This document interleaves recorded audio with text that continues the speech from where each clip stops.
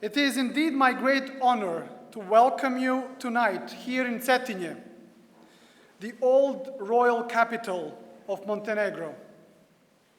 In this very city, back in 1874, Montenegro established its first office for foreign affairs, marking the beginning of our organized diplomacy.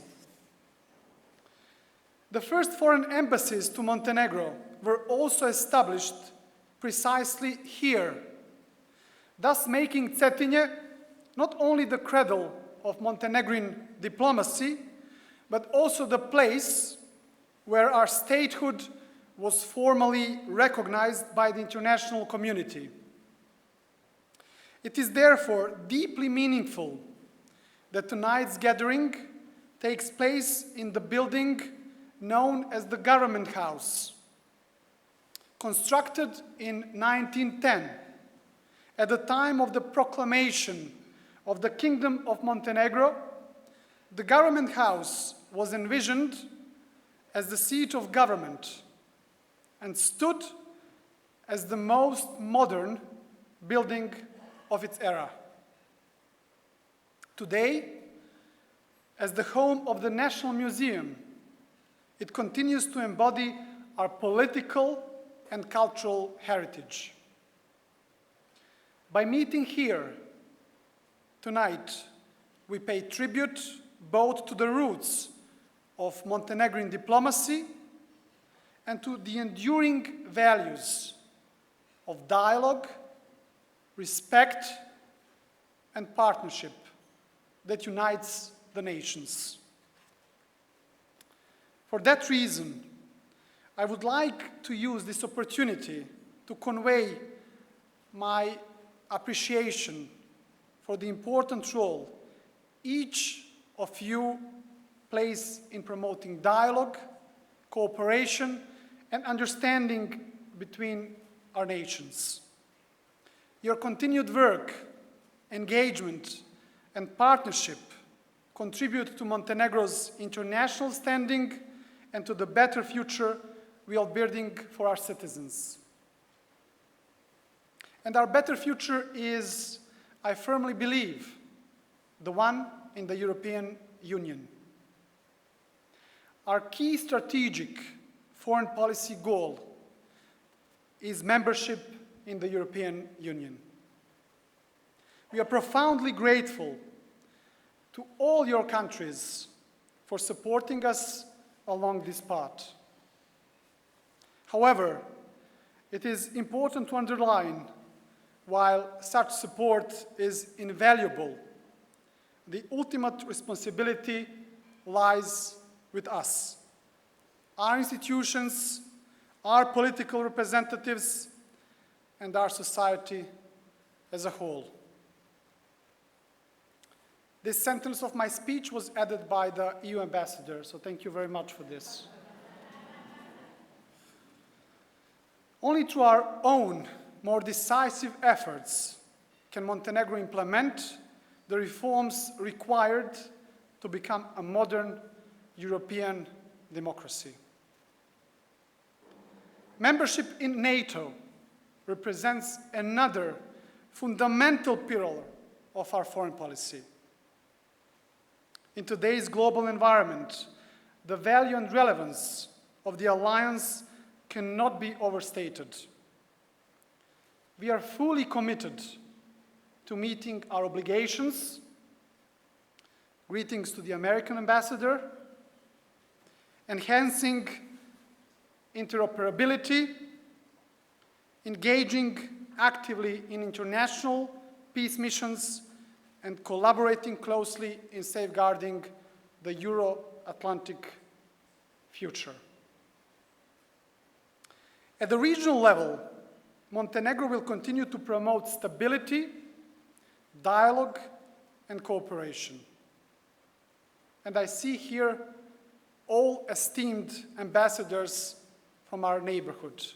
Thank you for being with us tonight as well.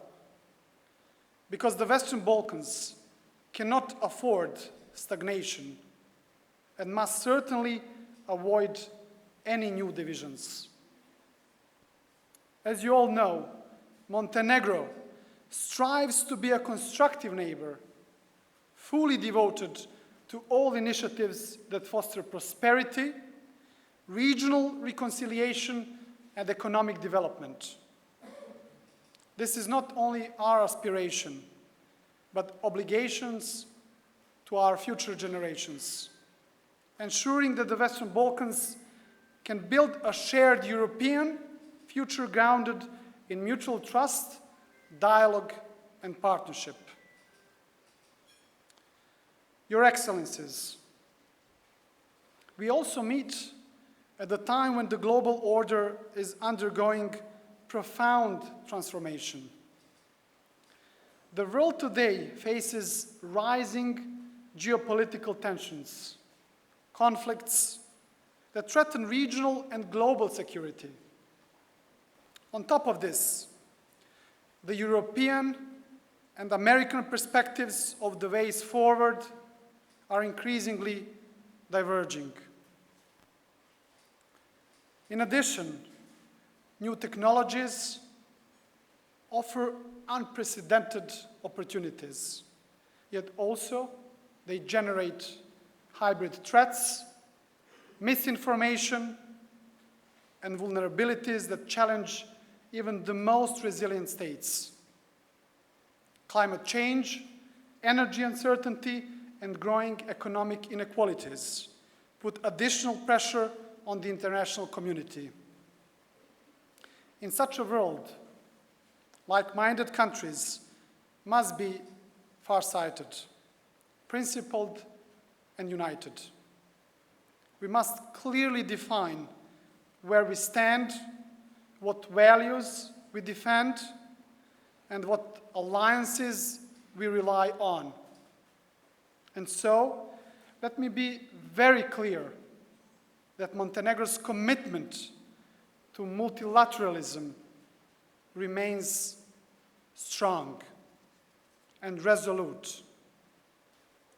Within the United Nations, which marks 80 years since its founding, and across other international organizations, we consistently advocate for the peaceful conflict resolution, stronger global cooperation, the protection of human rights, and the reinforcement of the international law.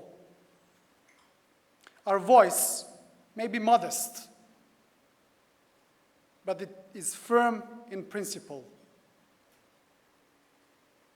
And we firmly believe that a rules-based international order grounded in dialogue, mutual respect, and shared responsibility is the foundation for lasting peace and prosperity in the world.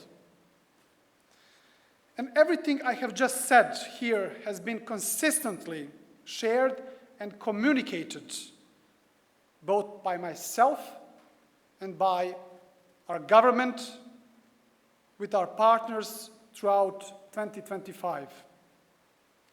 It has been a particularly important year for strengthening Montenegro's international presence. We have engaged in a wide range of significant diplomatic activities, positioning Montenegro as a visible and respected partner on the European, regional, and also on the global stage.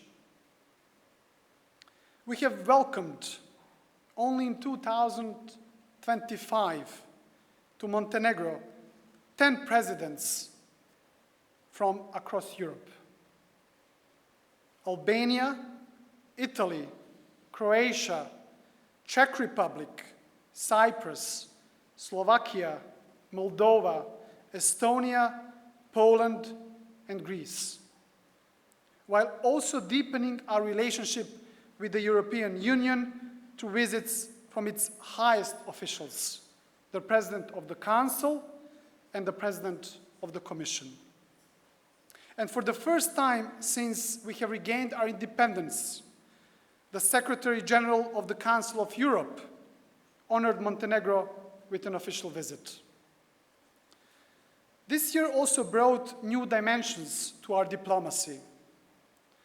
We established for the first time relations with the King of Spain, whom we look forward to welcoming on a historic visit to Montenegro. And we welcomed the King of Jordan to Montenegro. A new chapter was opened in relations with our Nordic friends through visits to Finland and Sweden, culminating in the first ever official meeting between the President of Montenegro and the King of the Swedes. I have also traveled to Switzerland, Poland, Moldova, Bulgaria, Turkey, and the United States, further strengthening Montenegro's bilateral ties. Our commitment to security and alliance was reaffirmed through visits to our armed forces contributing to NATO's eastern flank in Bulgaria, and by hosting the Youth NATO Summit for the very first time in Montenegro. I must say that particularly symbolic moments were the celebration of 120 years of diplomatic relations with the United States, a testament to enduring friendship, mutual respect, and shared values with this great country, as well as the celebration of the National Day of Montenegro in Istanbul, together with our sizable diaspora in Turkey and our Turkish friends. Throughout the year, Montenegro was present at every major forum, ensuring that our voice is heard in the most important discussions shaping the future of Europe and the wider world.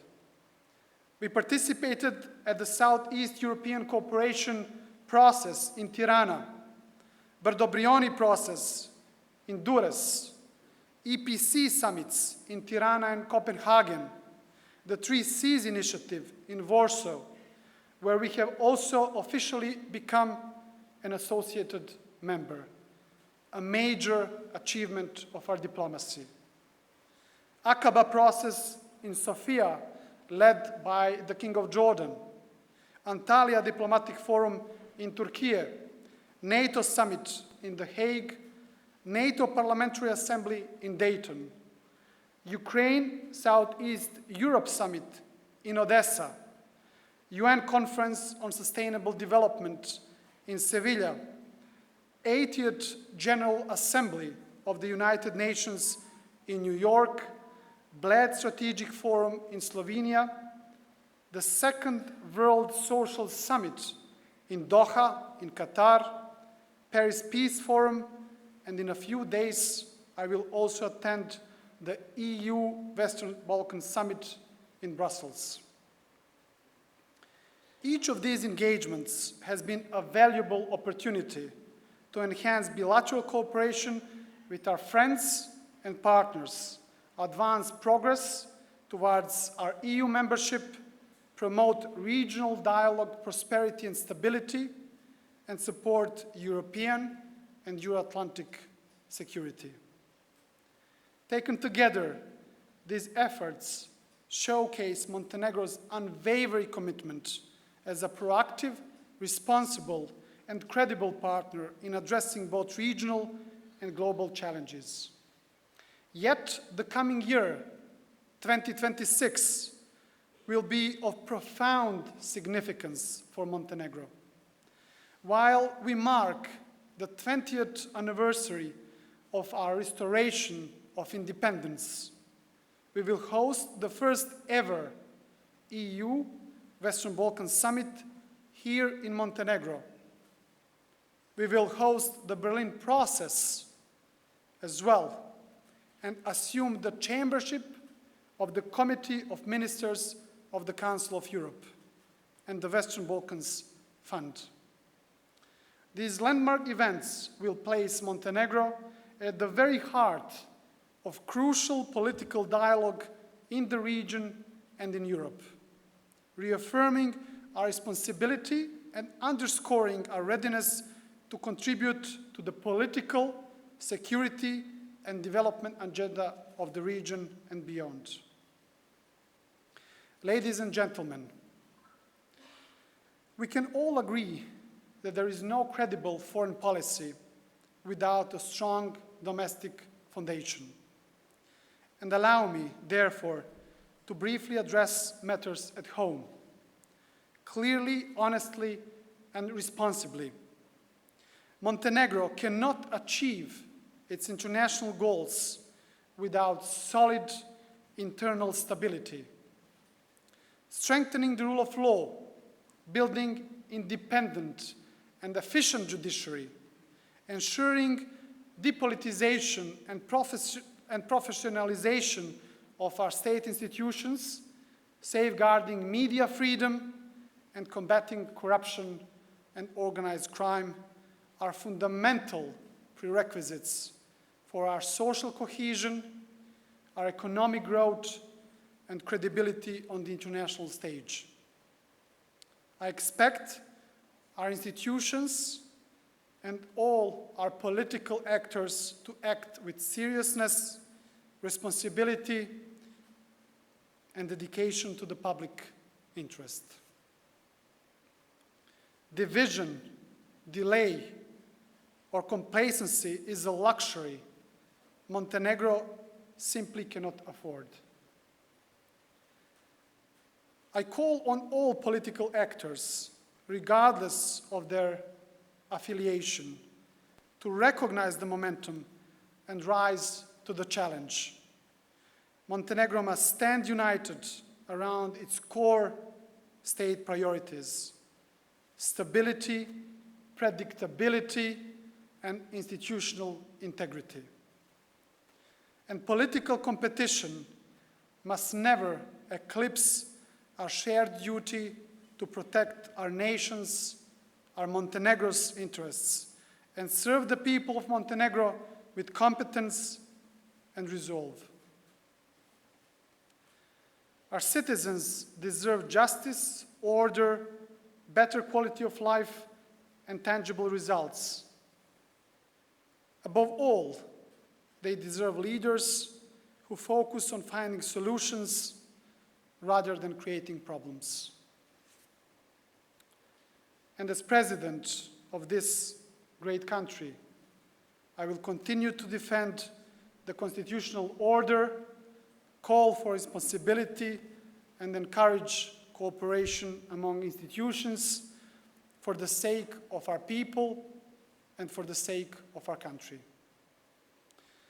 At the end, dear guests, I wish once again to express my sincere gratitude for your friendship, for your partnership, and for your strong commitment to Montenegro. We count on your continued support, just as we remain dedicated to being a trusted partner to your respective countries. I am confident that only by joint forces we can further strengthen our ties and reinforce our strategic alliances.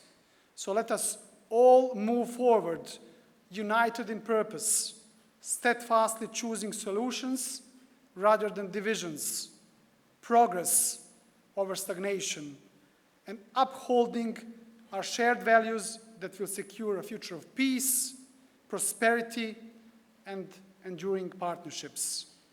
I wish you all a very pleasant evening, and thank you all for being here tonight. Cheers, živjeli, i da je vječna Crna Gora. Cheers.